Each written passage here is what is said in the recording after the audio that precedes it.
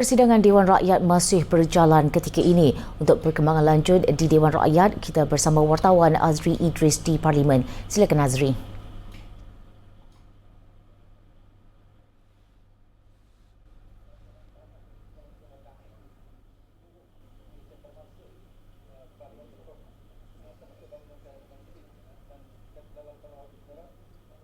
Ya Harlina, ketika ini persidangan Dewan Rakyat terus berlangsung tanpa rehat tengah hari dan ketika ini sedang berlangsung perbahasan usul menjunjung kasih titah diraja Seri Paduka Yang di-Pertuan Agong, dan hari ini 29 ahli parlimen akan mengambil bahagian pada sesi perbahasan hari ini.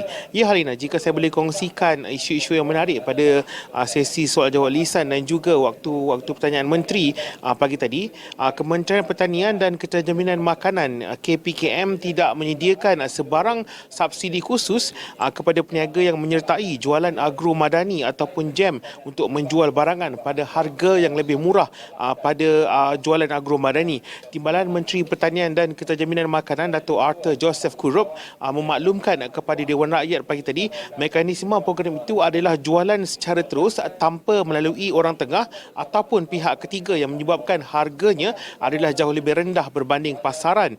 Jelas beliau menerusi mekanisme tersebut juga, pengguna dapat menikmati antara 10 hingga 30% jualan lebih murah di samping memberi keuntungan kepada petani dan juga peniaga. Dan jelas beliau menerusi program jualan agro madani itu juga yang bermula pada April 2023 yang berkonsepkan jualan terus dari ladang. Para petani dan juga pengeluar produk agro makanan akan secara terus menjual produk mereka kepada pengguna di jualan tersebut, dan ini dapat menurunkan harga antara 10 hingga 30% lebih murah dan secara langsung dapat memberikan penjimatan kepada para pengguna. Dan beliau berkata terdapat beberapa program jualan murah yang turut dilangsungkan dan juga dilaksanakan oleh kementerian dan juga agensi lain seperti jualan rahmah, namun pelarasan bersama perlu dilaksanakan supaya ianya dapat dijualkan lebih berkesan dan juga bersasar kepada pengguna.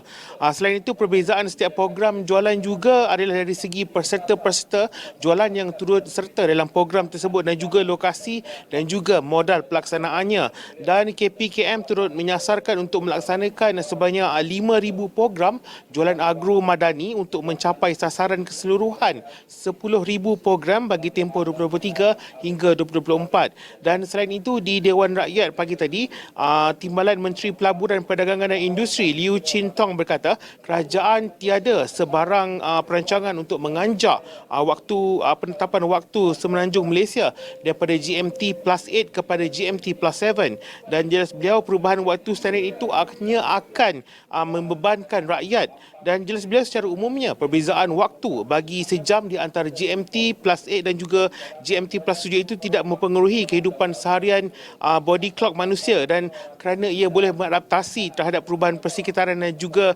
dengan perbezaan yang sedikit baik. Jelas beliau GMT+8 dipilih kerana waktu itu didapati lebih sesuai dari segi penjimatan ke atas waktu siang ataupun daylight saving, serta akibatnya dan impak keselesaan kepada kebiasaan kehidupan rakyat Malaysia pada keseluruhannya. Dan beliau turut memaklumkan kepada Dewan Rakyat bahawa kerajaan Singapura juga turut mengguna pakai waktu standard GMT+8 bagi kegunaan harian waktu Singapura. Dan saya kira itu saja perkongsian dapat saya bawakan dari Dewan Rakyat pada hari ini, dan untuk itu kita terus bersama Harlina di Wisma Bernama untuk laporan berita selanjutnya. Silakan Harlina.